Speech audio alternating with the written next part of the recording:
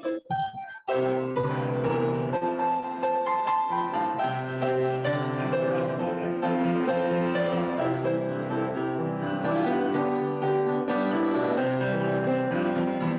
to rejoice and come in, and to rejoice and come in. Today will be a joyful day, and to rejoice. Welcome, we're glad that you're here. Welcome, we're glad that you're here. Welcome, we're glad that you're here. Today will be a joyful day, and to rejoice and come in.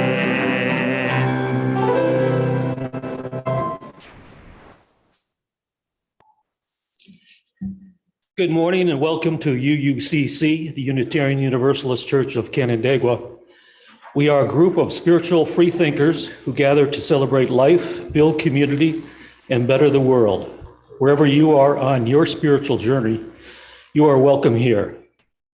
My name is Kevin House, your worship associate for this morning, and the service today is being led by our guest, Reverend Dr. Lynn Aquafondata. Lynn draws from 22 years of professional experience as a mental health counselor, a hospice chaplain, and a congregational pastor. Lynn's specialties include grief, family conflict, relationship issues, including LGBTQ, anxiety, depression, spiritual issues, and mindfulness. She owns Crossbridge Counseling and Crossbridge Wellness in Rochester, New York. She is an ordained UU minister and is affiliated community minister at First Unitarian in Rochester.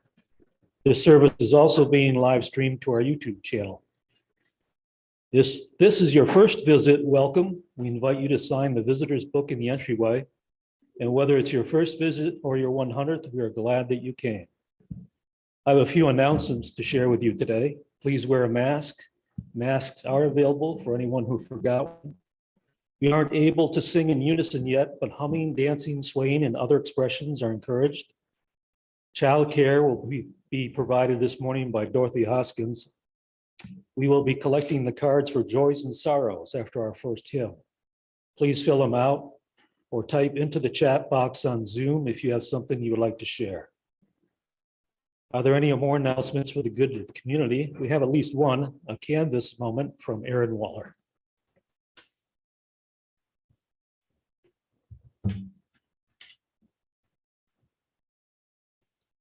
Good morning. Hi, my name is Erin Waller, and just a month and a half ago, I was Erin Julian, but more on that in a minute. I'm joining Pat Mells and Lynn Overgaard on the Pledge Drive team this year. Today, I'm kicking off one of 3 Canvas moments. You will hear from me and 2 other members of our congregation on what UUCC means to us and why we know it's important to provide financial support. For me, that's simple.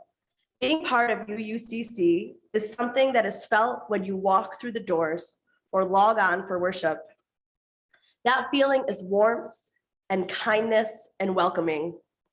I felt it the first time I walked in these doors, and I adore this congregation for how that warmth, kindness, and welcoming extends into the community with work for social and environmental justice.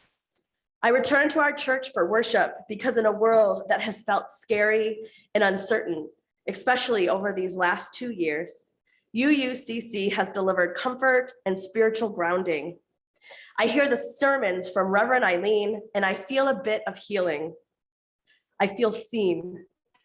It's also great to hear the words of our lay and guest preachers. I have even given a sermon or 2, and I love being able to share and to give back. And we can't forget the music.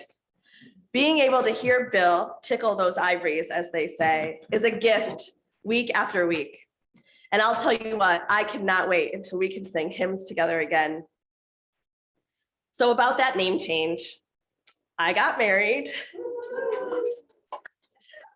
Thank you.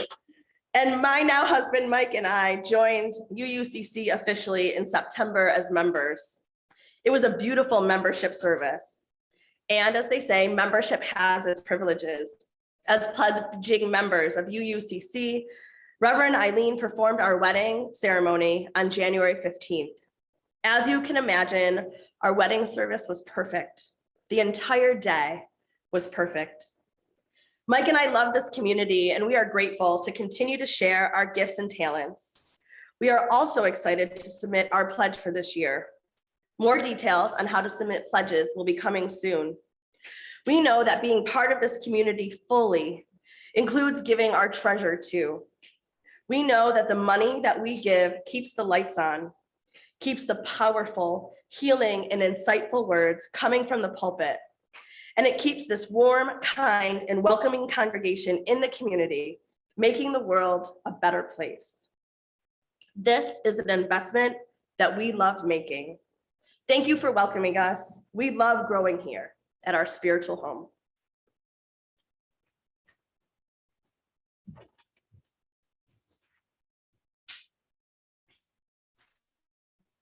As we prepare to be fully together, I remind you to silence your phones and devices. We now enter a space of worship.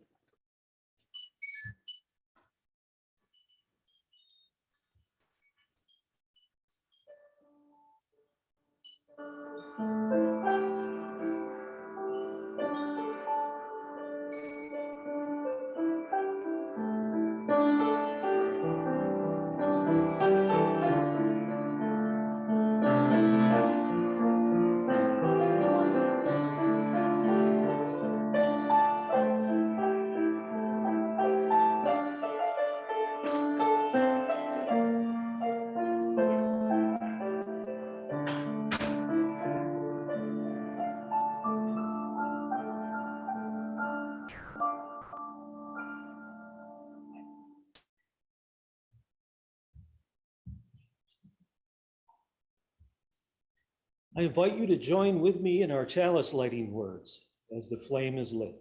If you don't know them by heart, they're number 448 at the back of the gray hymnal. Brandon and his children are coming up to do the lighting.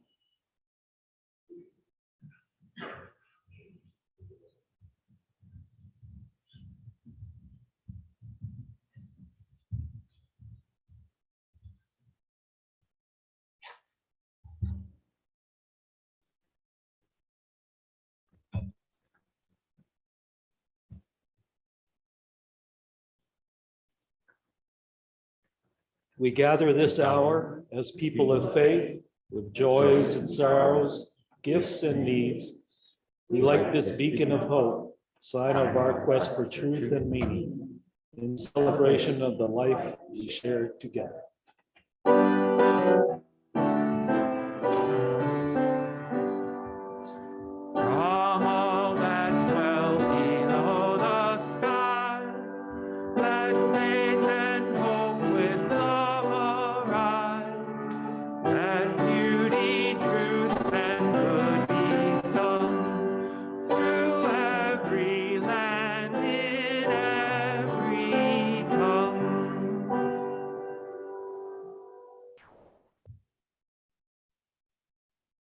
Morning. Morning. We join together in challenging times. We join together in changing times. We join together not knowing what tomorrow will bring. But we do gather in this room and online. Some of us have gathered together on Sundays for decades. Some of us might be here for the first time. We gather to strengthen each other in community. We gather to learn from the wisdom of the Unitarian Universalist faith. We gather to seek ways to make the world a better place. One breath at a time, one loving thought at a time, one act of service at a time. Our gathering this morning matters. Let us join together in worship. I invite you, well, we're going to, are we singing? Yes. Number 207. That's right. Earth was given as a garden. Absolutely. Okay.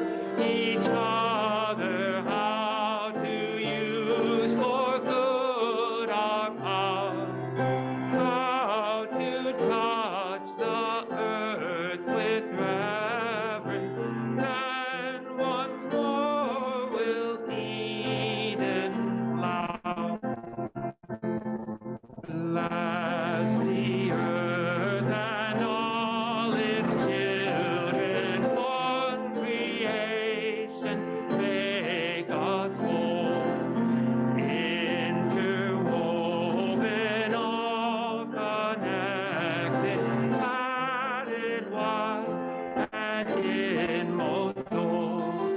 Earthly mother, life bestowing, bid our waste and warfare cease. Fill us all with grace o'erflowing. Teach us how to live in peace.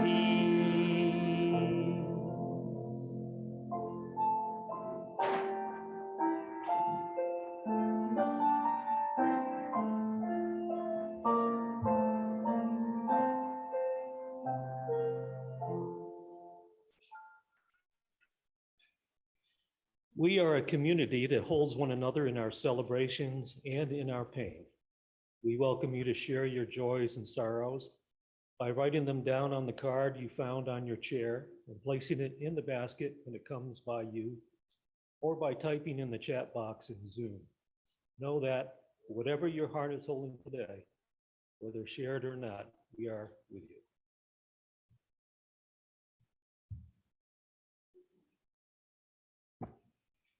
All right, it is time. It is time for the children's story. If any children want to come forward and sit up front, they can, or you can just stay where you are in your seats. And online, of course. You're in your comfy seats at home. The story today is The Lion, the Gnat, and the Spider, and it is adapted from an Aesop fable. "Away with you, vile insects," said the lion angrily to the gnat, who was buzzing around his head. But the gnat was not in the least bit disturbed. "You're wrong, you're wrong, you're wrong," said the gnat. "There is global warming. It's going on right here and right now. Even in this chilly winter season, it may feel nice, but something is not quite right." "Go away," said the lion. "I'm sleeping in the sun and you are bothering me. The world will go on now as it has for years and years and years to come, until Armageddon, and we don't get to decide when the end of the world comes. Just have faith and all will be well for your children and for mine." "The world is changing sooner than you think, lion, and we need your help to fix the problem so that all of our children will be well," said the gnat. "Go away, little gnat. The sun is making me really sleepy. It is not in our hands."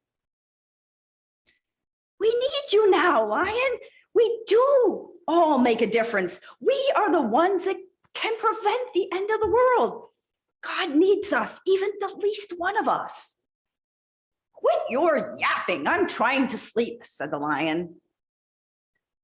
Then the gnat started to buzz around the lion's head and crawled up into the lion's nose and stung the lion right inside his nose.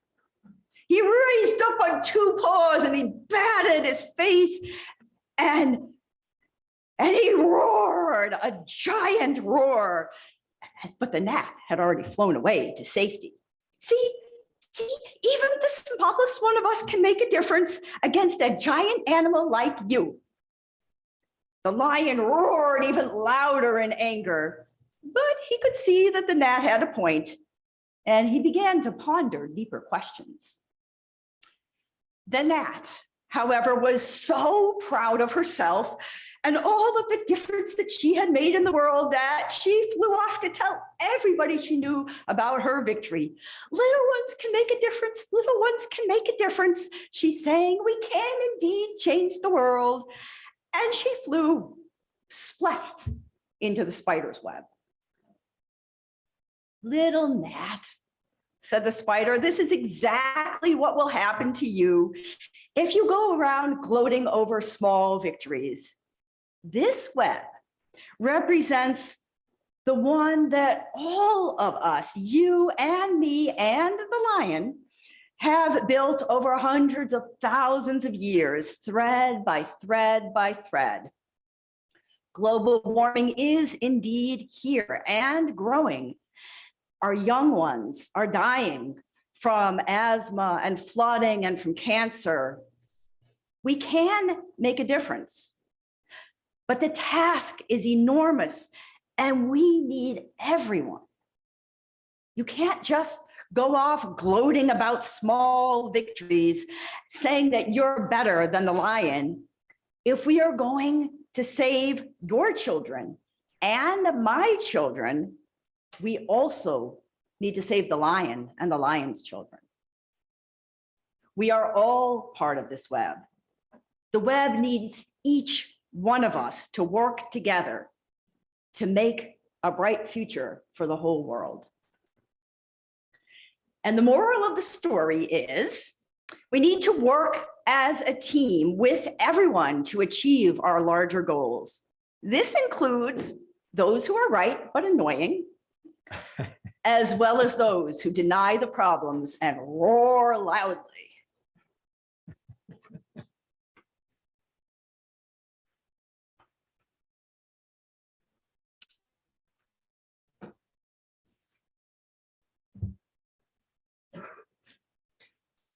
Now is the time in our service to join together in the spiritual practice of generosity.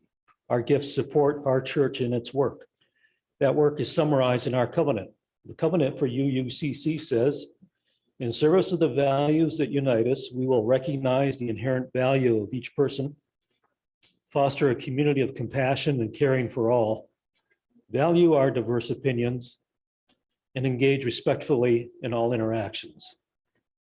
1/4 of our plate collection for the frozen season goes to Metro Justice, an organization that seeks a better, more just world, free of economic, racial, and social injustice.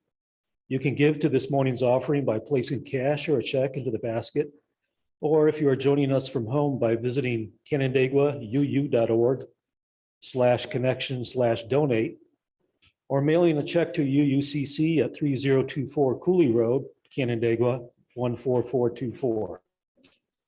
In either case, make a note that your gift is intended for today's offering. We now gratefully accept the offering.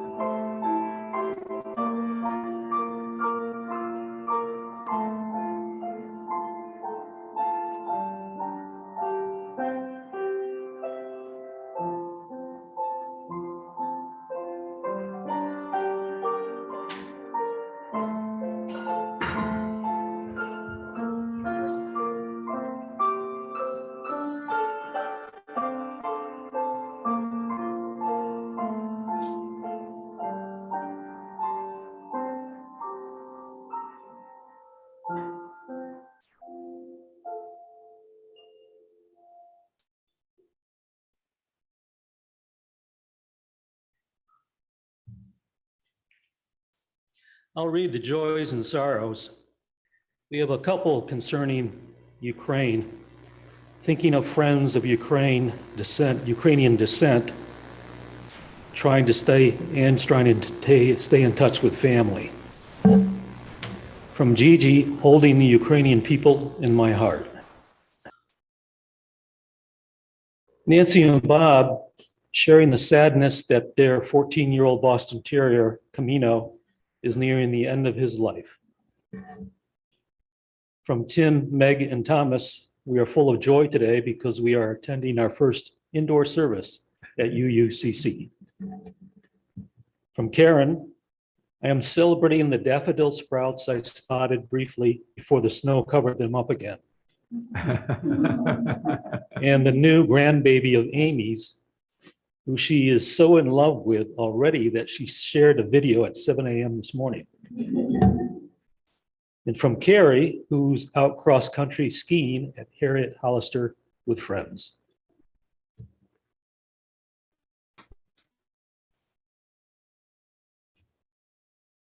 I will now drop a stone for these and all the joys and sorrows left in the silence of our hearts.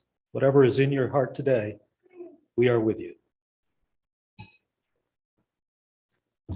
So at this time, if there are any children who would like childcare, please go downstairs with Dorothy. Oh, now in peace. Oh, now in peace. May the love of all surround you everywhere, everywhere you may.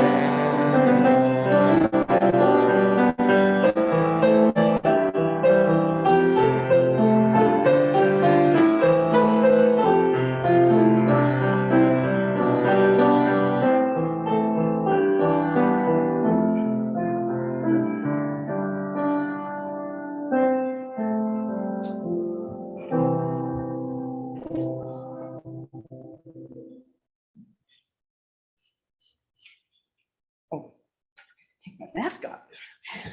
Today, I share a reading with you from this book, Interconnected, by the Karmapa, Ojen Trinley Dorja. Responsibility as opportunity. Our life is like a vast net, connecting us to all other lives on this planet.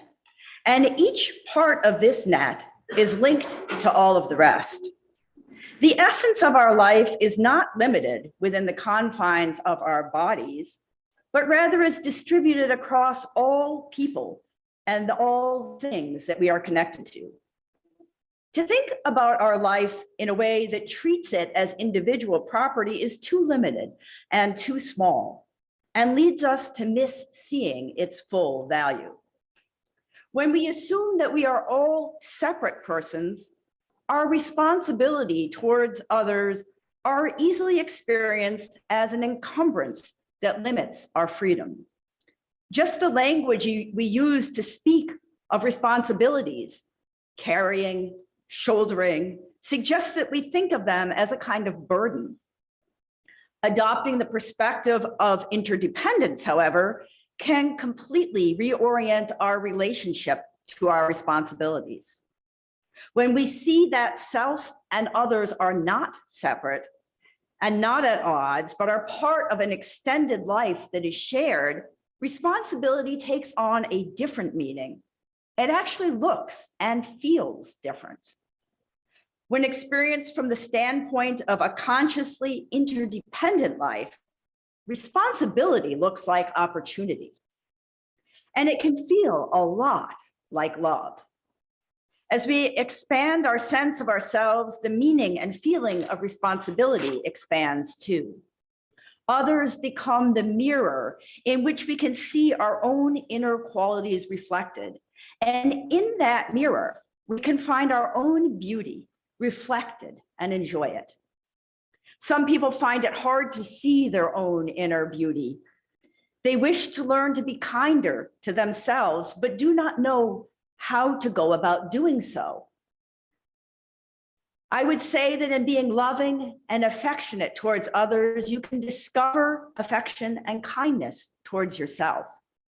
The best way to love oneself and care for oneself is to love others.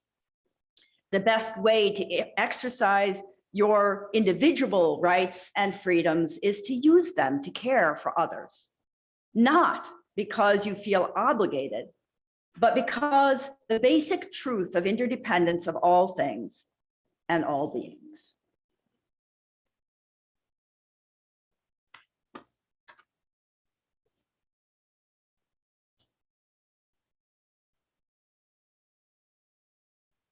I invite you into a time of reflection and meditation. We are not separate. We are connected across the world in one vast net. When there is war across the world, our own hearts ache.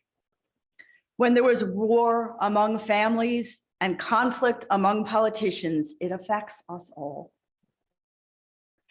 Imagine yourself as part of this vast web that connects all people and all creatures across the world.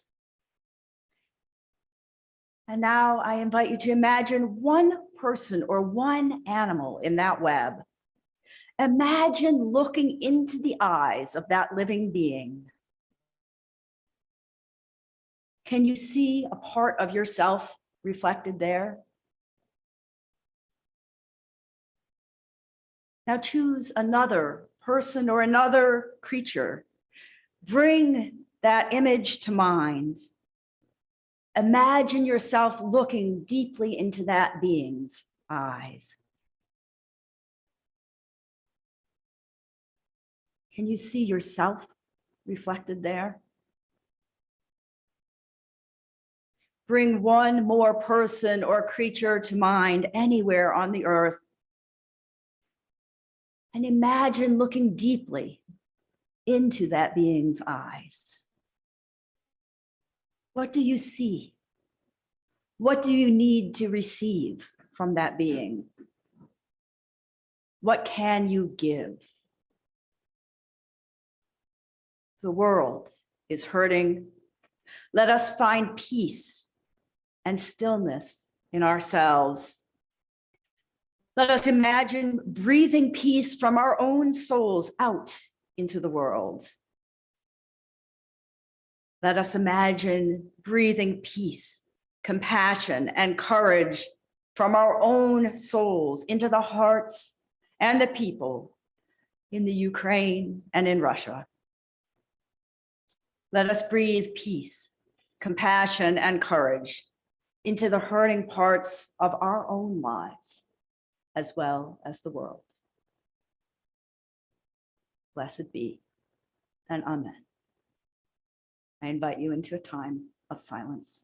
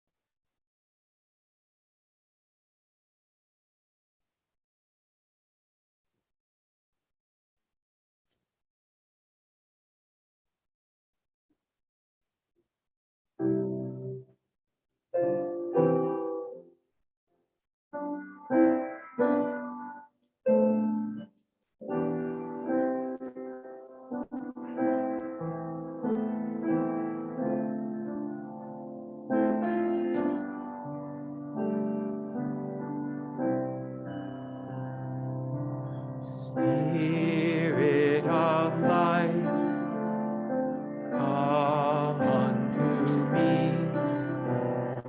Sing in my heart all the stirrings of compassion.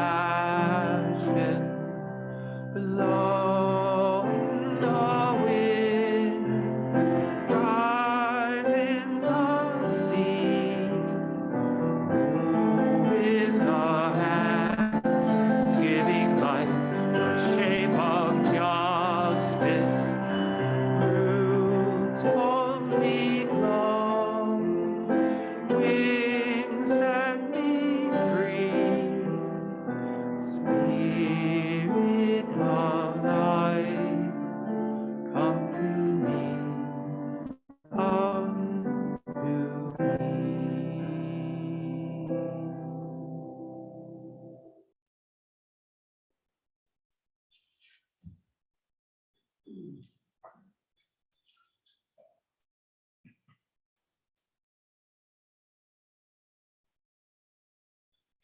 I had a dream the other night about a beautiful image of the earth as seen from space, with vivid blues and greens and whites and the faint outlines of continents. The bright colors of the sunrise surrounded the earth in yellows and reddish oranges and pinks. Sunrise bringing a new day for the earth. Or was it sunset? The same colors signal the end of the day as the beginning. The closing chapter maybe even the closing of a whole era of human existence. Could it be a final, beautiful, and deeply painful goodbye? When I think about articles I've read in the New York Times recently, it does seem like a goodbye. This week, even more so than in past months. The Russian war on the Ukraine inflames political tensions around the world, exacerbated by Putin's threats of nuclear war, which has the potential to destroy the earth. As if things weren't bad enough already. One disturbing article showed time-lapse photography of ice shelves in Antarctica melting from beneath due to warming in the seas, and then the shelves breaking off in unusually high winds. Another talked about how the snow for the Olympics this year was entirely human-made at great cost to the planet. Other articles talk about plant and animal species becoming endangered or extinct. COVID might be calming down a little bit for the moment, but it continues to kill and has disrupted economies around the world, making school and childcare and holding a job particularly complex and sometimes impossible for some people. Political unrest, climate change, and COVID may seem separate, but they are not. We are all experiencing change and loss as a result of COVID, and many are experiencing this as a result of climate change. All of this change and loss exacerbates tensions that intensifies political unrest around the world. Political tensions delay or limit our responses. Maybe I should just stop reading the New York Times. It's too depressing. Too many overwhelming problems. Sometimes I just want to be like the lion and live as though the pandemic and war and global climate change is all a hoax and we get along well across our political divides. I want to go back to life the way it used to be, getting together freely with other people without masks, hugging without hesitation, indoor gatherings, and dancing. I want to know in my bones that humanity, including my own offspring, will continue on for hundreds of thousands of generations to come. I do allow myself these lion moments on a regular basis. It's not so much that I forget. It's just that for an hour or so, I let myself just enjoy life and not worry. We all need lion moments in the midst of all that is going on in the world. We need those times of joy when we're just fully immersed in the present with no fear of what is to come. When for an hour or a day, we can feel confident that there is a solid, predictable future. The moments when we allow ourselves to let go and simply to live. When we relax and find joy in whatever is here in front of us. My lion moments come in dancing, either alone at home or when the COVID numbers aren't ridiculous, in small groups fully masked with good ventilation.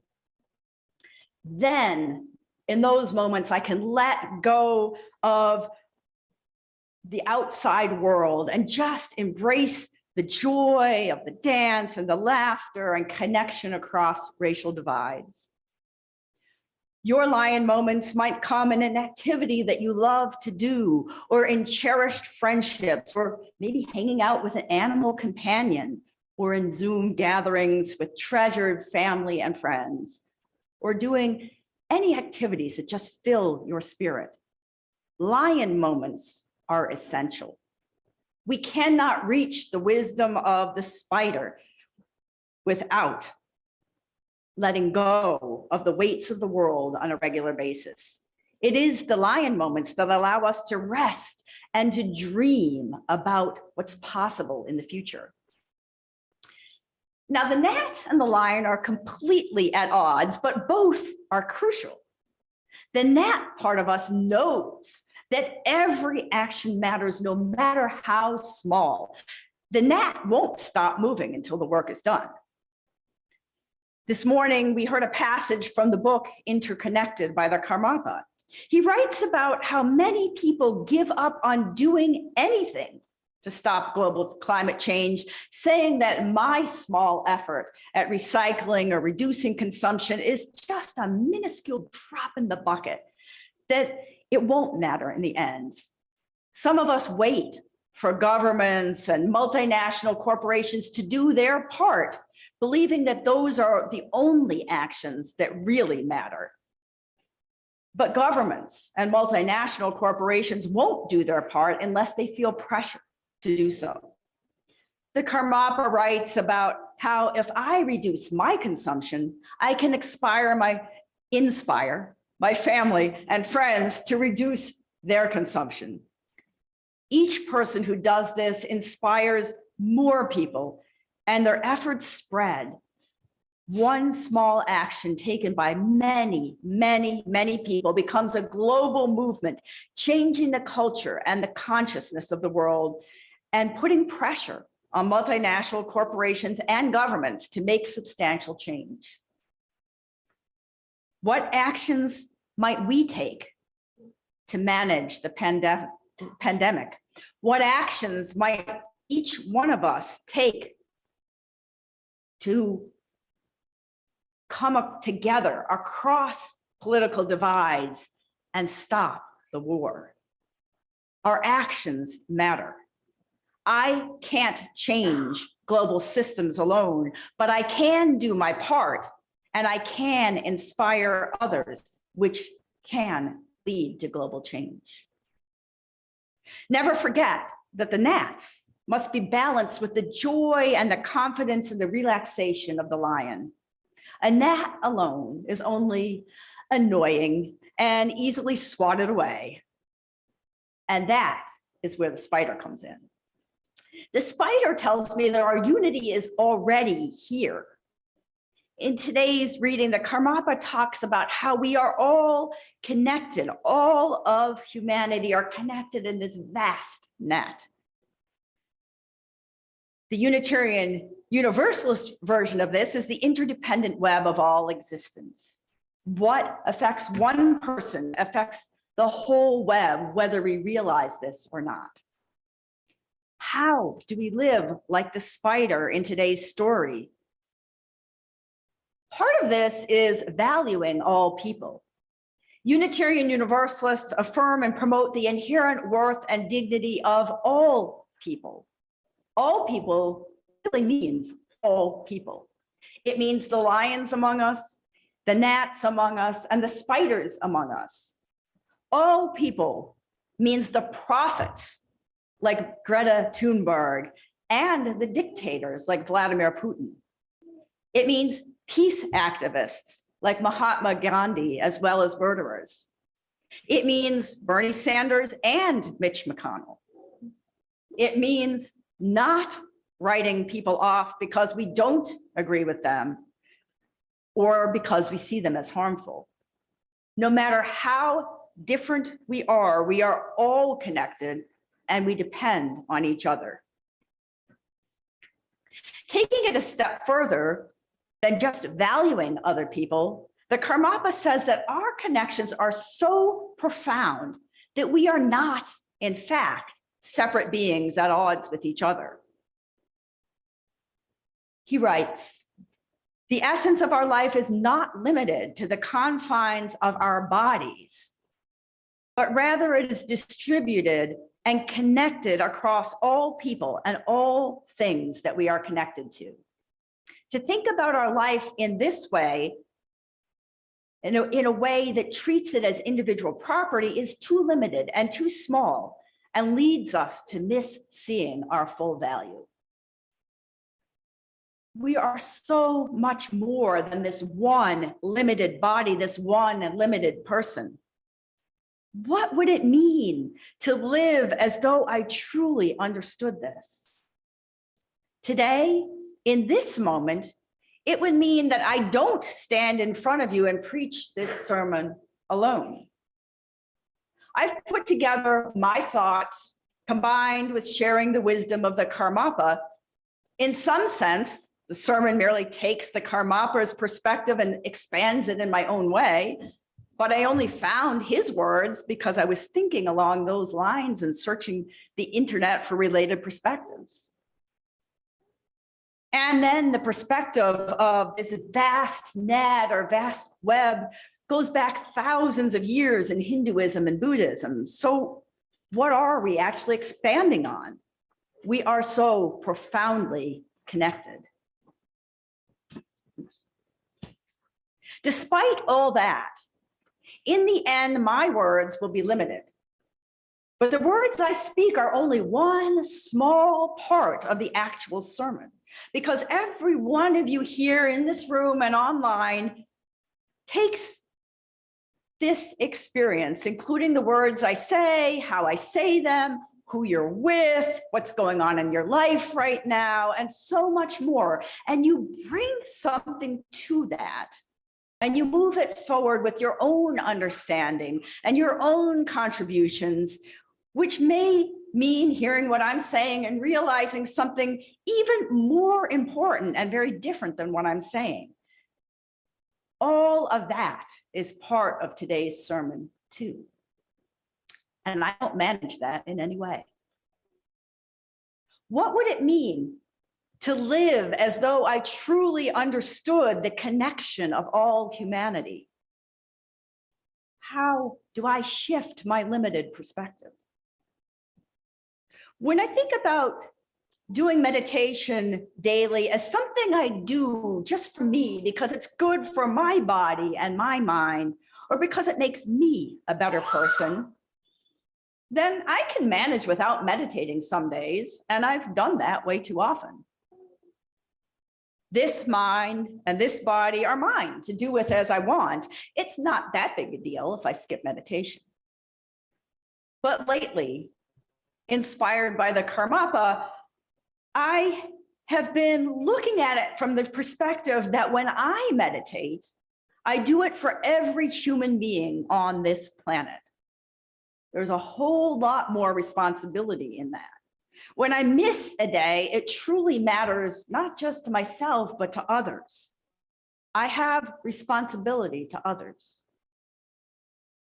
But it's even bigger than that. When I miss a day, I miss an opportunity to remember who I really am, which is much, much more than this individual mind and body. When I shift that perspective even more, I consider that I am not my own separate entity, even when I feel disconnected from others. When I consider that I'm part of this vast web linking me to every human being on the planet, then I meditate for the earth. I could apply this to many, many other aspects of self-care and self-love. I can hold in my heart that intention that I don't just exercise for myself, but for all of you and for the whole world. Or that I eat healthy foods and drinks and learn to love myself through my imperfections, or reframe my negative thinking, not just for me and for my loved ones, but for all of humanity who are a part of us all. The blessing and the curse of the world in this era is how completely interconnected we are and how easy it is not to see that. Our actions can hurt others, other people who we're not even aware of in other parts of the world. The three big problems of our world today, pandemic, global climate change, and severe divisions among people, have common roots, but they also have common solutions. In fact, the only way we can overcome or at least manage these issues is as a world community, uniting across political divisions and helping to protect people around the globe at the same time. In this way, new variants of COVID won't be able to emerge. The only way we can manage or overcome global climate change is to unite across political divisions to heal the earth and to protect all people and all animals. I do believe that we can and we will come together as a world to face global crises by developing global cooperation.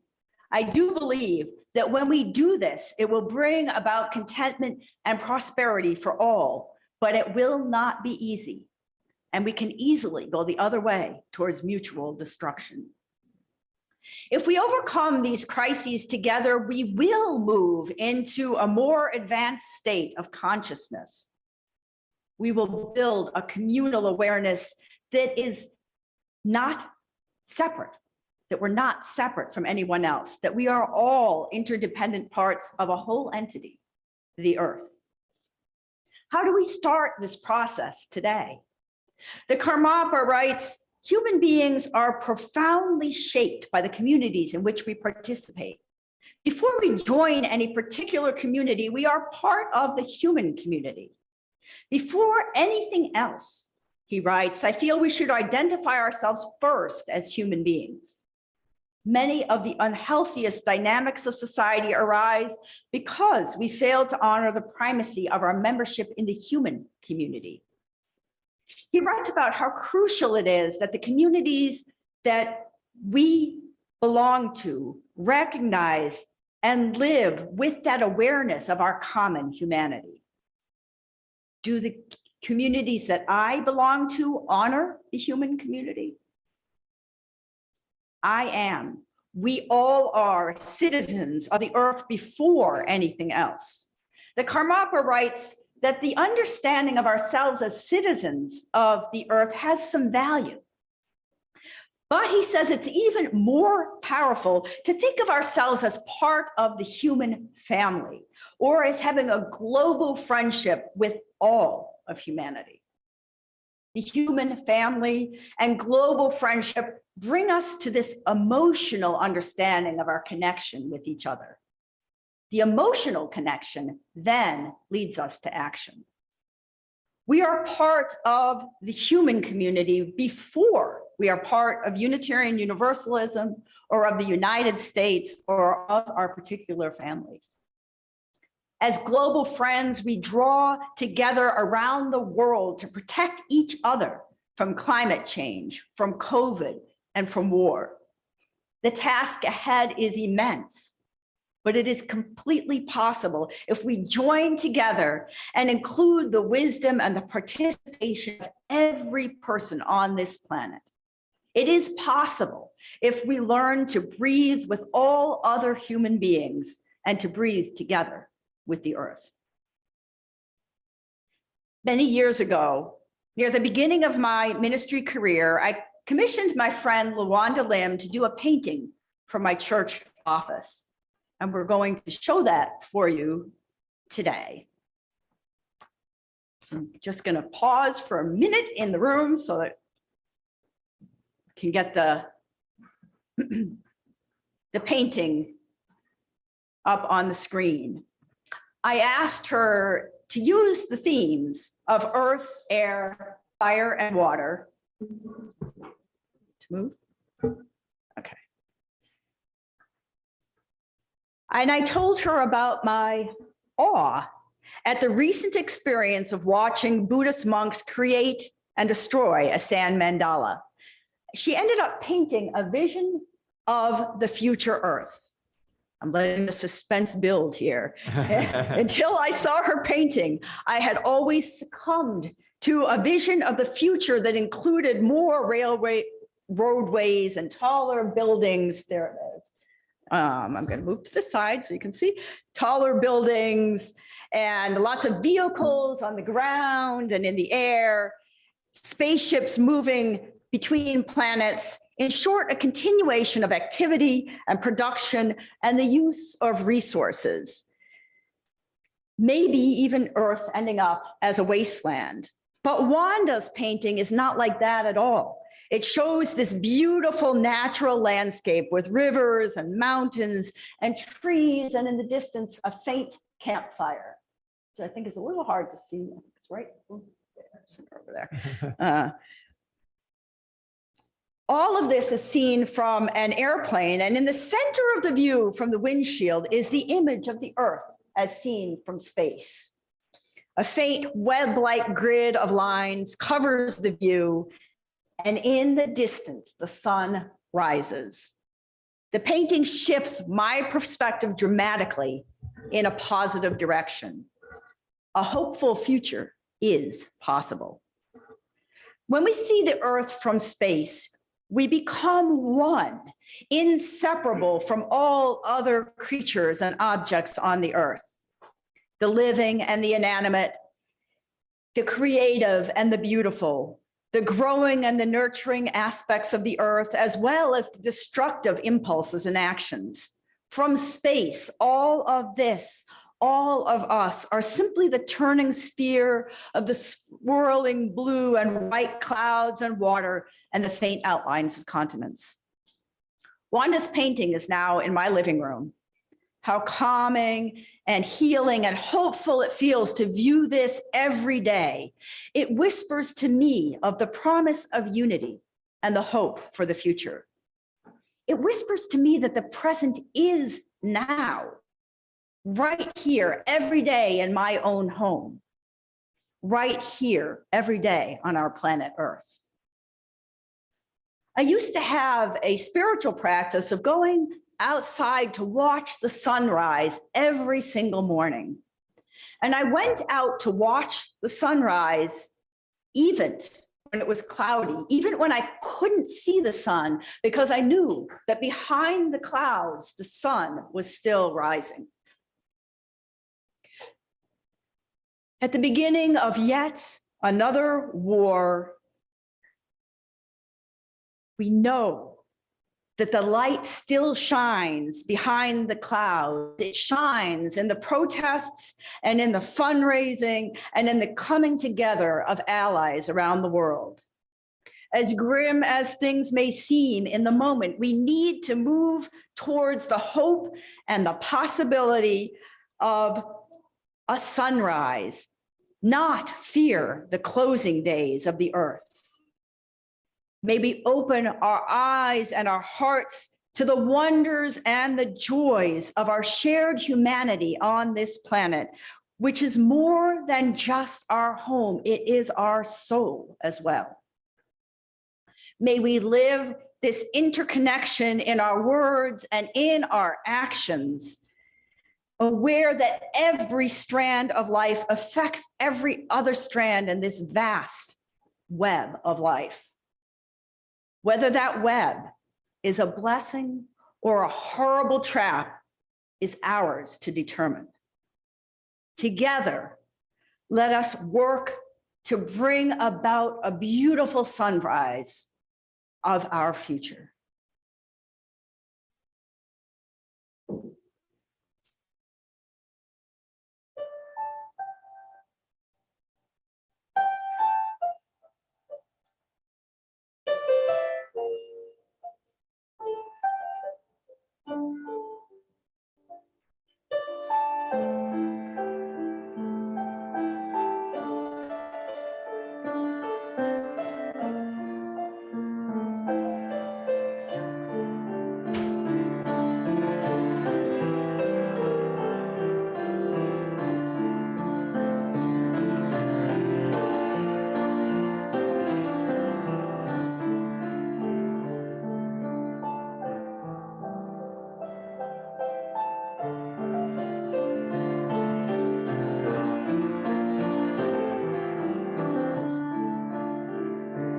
Ancient Mother, I hear you calling.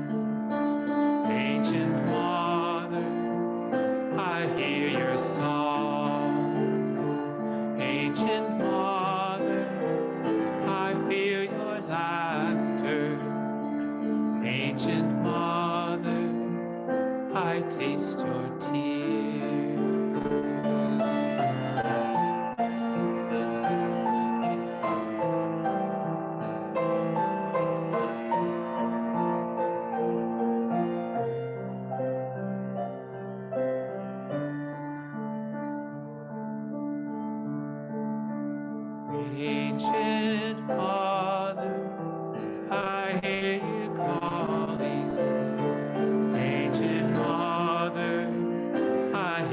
song.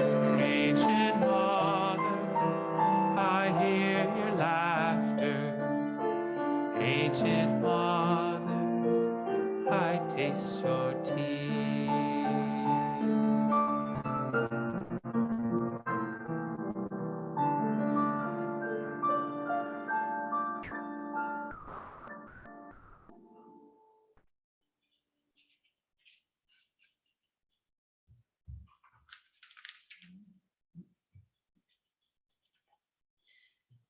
Go forth to love your family and friends, to love all the people in this church and in this town. Go forth to love all the people in this country and around the world. Go forth to love yourself so that you can love this earth and everyone who lives here. I invite you to stand as you're willing and able and sing along with "We Celebrate the Web of Life," number 175. Keeping those masks on.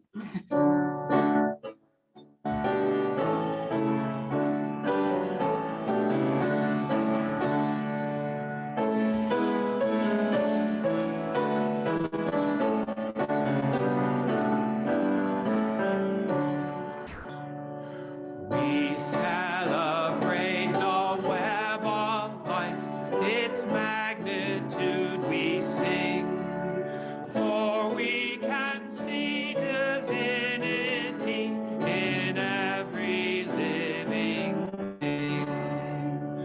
A fragment of the perfect whole in cactus and in quail has much in tiny barnacle as in the great blue whale.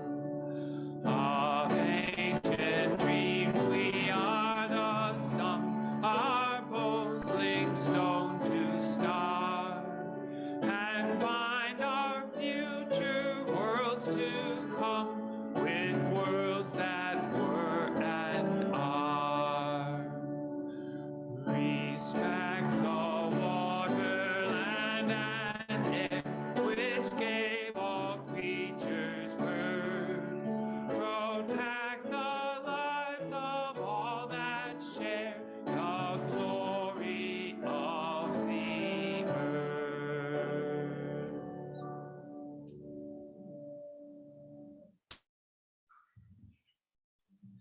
Please join me in our words for extinguishing the chalice. If you don't know them by heart, they can be found at number 456 at the back of the gray hymnal. We extinguish this flame, but not the light of truth, the warmth of community, or the fire of commitment. These we carry in our hearts until we are together again.